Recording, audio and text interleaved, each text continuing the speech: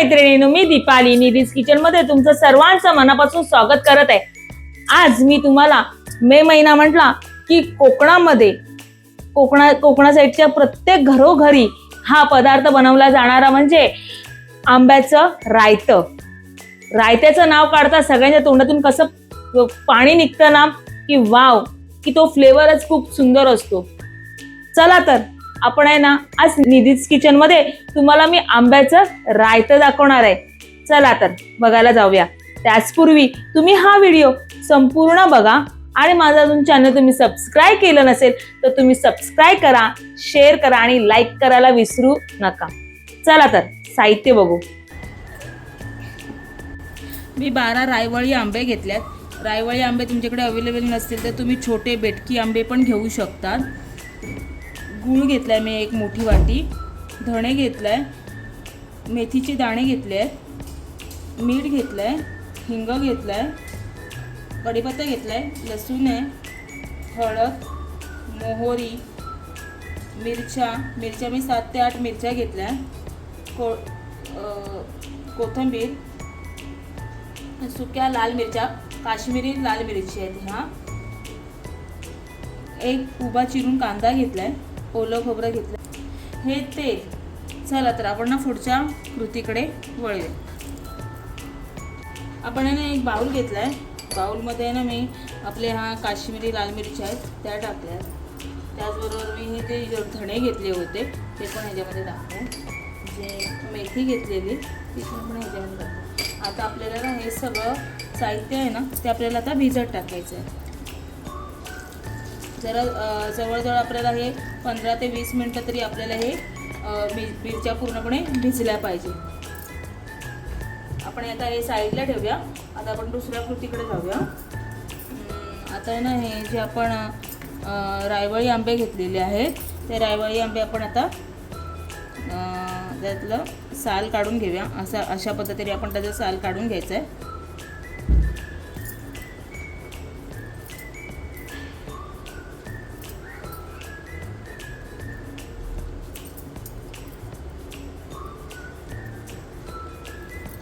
रायवळी आंबे जर अवेलेबल नसतील तर तुम्ही रान आंबे पण घेऊ शकता किंवा ह्याच्याऐवजी तुम्ही चोखायचे जे आंबे असतात ते पण चालतात, पण आहे ना साईज थोडी मोठी घ्या, कारण त्याची बाता जो असतो ना तो खूप लहान असतो, तर तोंडात वगैरे असं पटकन जाण्याची शक्यता असते। म्हणून हे बघा अशा पद्धतीने ना सगळे आपण आंब्याचं असं साल काढून घेऊया।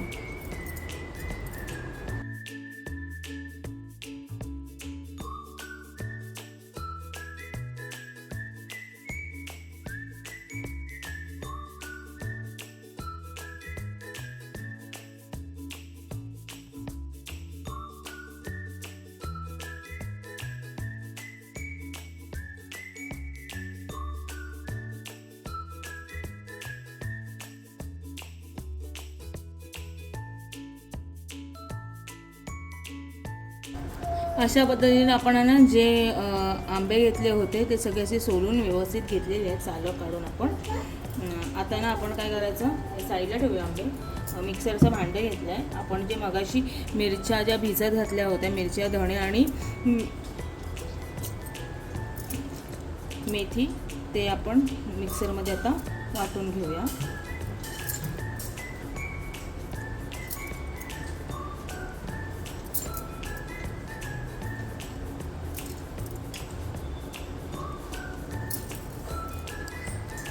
आपण आहे ना ते धणे आणि मेथी आणि लाल मिरची आपण ह्याच्यामध्ये काढून घेतले, त्यामध्ये मी अर्धा चम्मच असं हळद घेतलेली आहे,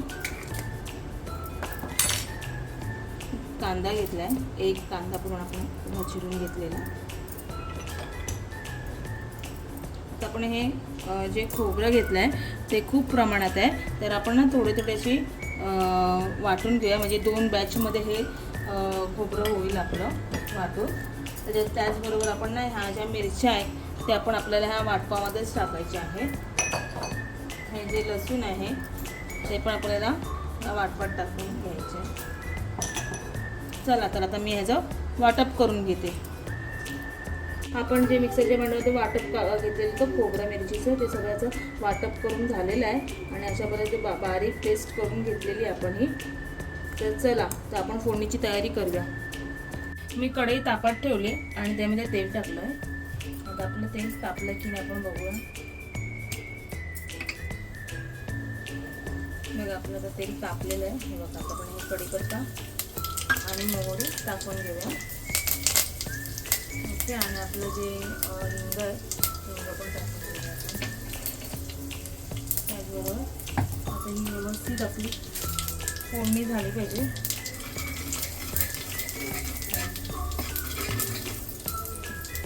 आपली व्यवस्थित फोडणी झाली. आता हे आंबे पण टाकून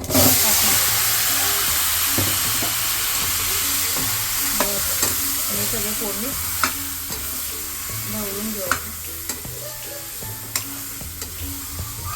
रायवळी आंबे का घ्यायचे? कारण रायवळी आंब्यामध्ये ना आंबट तिखटपणा आणि थोडासा ना मिरमिरीतपणा असतो, त्यामुळे ना त्याची टेस्ट ना खूप छान लागते. आंब्याला व्यवस्थित असं म्हणजे हे लागलेलं आहे, फोडणी आपली पूर्ण व्यवस्थित लागलेली आहे आपल्या.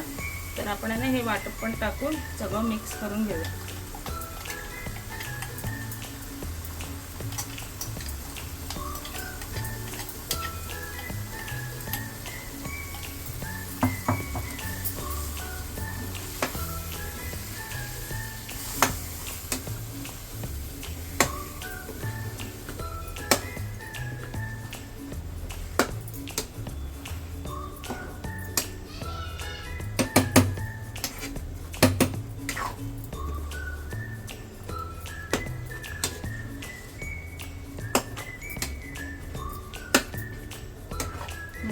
व्यवस्थित असं मी आंब्यांना असं वाटप पण हे लावून घेतलं आहे. आता हे सगळं जे वाटप आहे ते आपण टाकू. त्याचपूर्वी आपण हे मीठ टाकूया.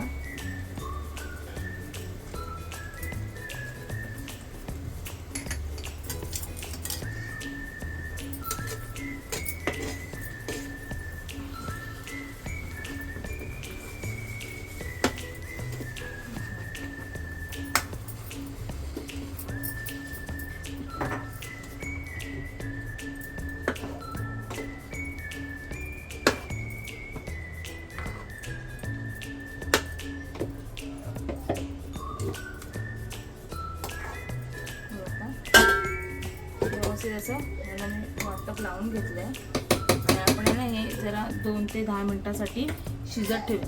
10 ते 15 मिनटासाठी आपण शिजत ठेवूया. हे आपले मी 10 ते 15 मिनटानंतर आता हे बघते. हे असे व्यवस्थित अशी उकळी येते साईडीने. आपण पुन्हा असं व्यवस्थित एक मिक्स करून घेऊया.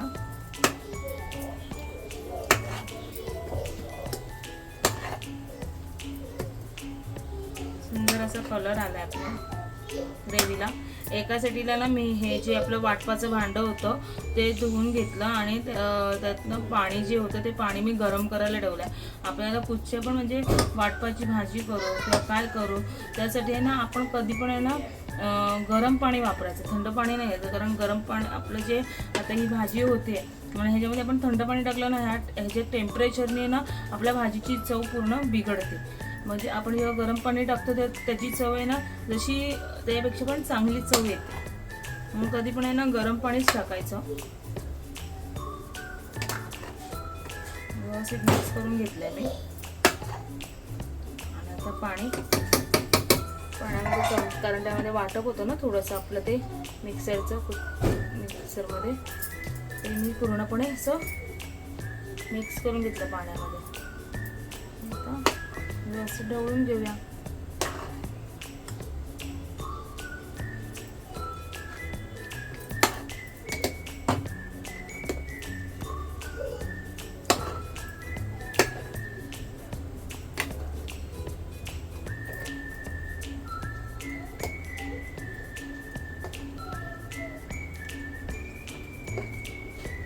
आंबट तिखट गोड अशी मस्त एक अशी तुरटमध्येच आणि आपण थोडीशी मेथी टाकली म्हणून थोडंसं कडवट पण त्याच्याने आपल्या भाजीची टेस्ट खूप सुंदर लागते. ही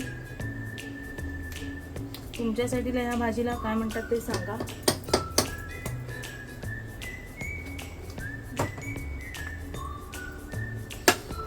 सुंदर झालेली आहे. आता आपलं हे पाणी जे आहे ते उकळलेलं आहे आणि आता मी हे पाणी या ह्याच्यामध्ये टाकते.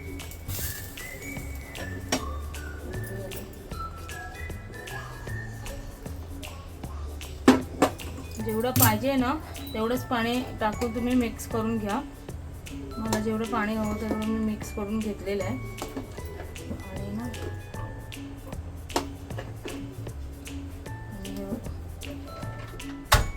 किती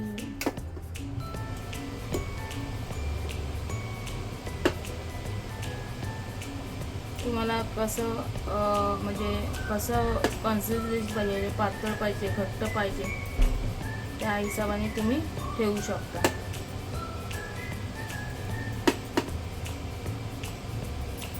अजून आपल्याला पाणी थोडंसं लागेल, एकदम थोडंसं.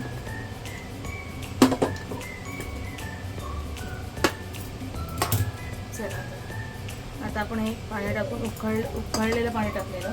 मग त्याच्यामध्ये आपलं जे गूळ घेतलेलं आपण ते गूळ हे गूळ घेतलेलं ते गूळ आपण आहे ना त्या ह्याच्यामध्ये टाकून घेऊ.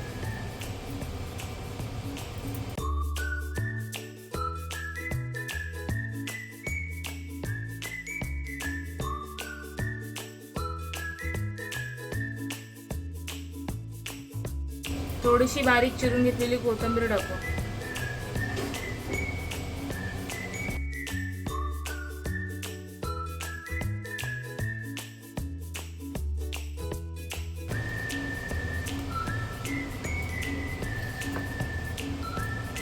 आता हे मिक्स झालेलं आहे. आपण आहे ना ह्याला 10 ते 15 मिनिटासाठी ना व्यवस्थित शिजवून घेऊ. आपण पहिला पण 10 ते 15 मिनिटासाठी शिजवून घेतलं होतं. तरी पण आहे ना आता ह्या आंब्याची साईज थोडी मोठी आहे, पण जर तुमच्याकडे छोटी साईज असेल तर 10-15 मिनटं इनफ होतात. पण आता ह्या आंब्याची साईज मोठ्या असल्या कारणामुळे अजून मी त्याला 10 ते 15 मिनटं व्यवस्थित शिजवून घेते. चला तर आपली ना 10 ते 12 मिनटं झालेली आहे. आता बघते एका व्यवस्थित उकळी आलेली आहे आपल्याला. गॅस मी थोडा फास्ट केलाय.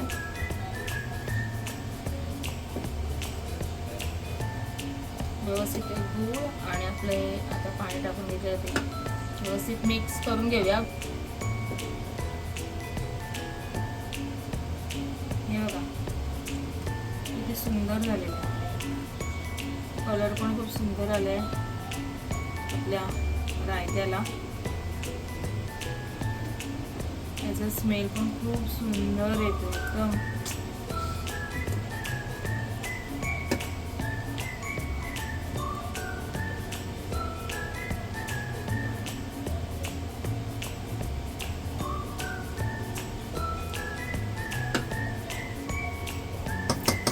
चला तर आपलं ना हे एक उकळी आल्यावरती आपलं रायतं तयार. आपण हे सर्विंग बोलवरती काढूया. त्याचवेळी आपण यामध्ये थोडीशी अशी कोथिंबीर टाकून घेऊया. कोथिंबीर टाकली की खूप छान फ्लेवर्स येतो.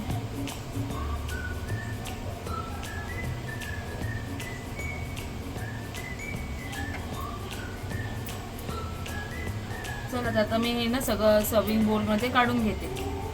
आता आपलं हे रायतं आहे ना हे तयार झालेलं आहे. खूप छान आणि एकदम सोपं आणि कमी साहित्यामध्ये फटाफट होतं.